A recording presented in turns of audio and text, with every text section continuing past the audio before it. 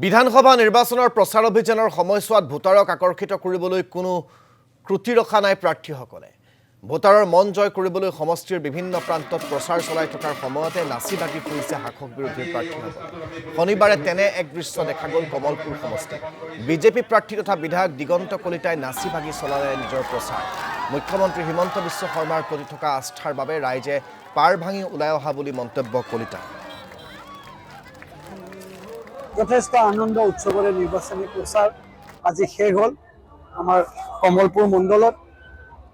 ৰাইজে যথেষ্ট মৰম দিছে আৰু এই মৰম শ্ৰীচৰণত লৈ অনাগত দিনত আমি আগবাঢ়িম। এইবাৰ নিৰ্বাচন আনন্দ।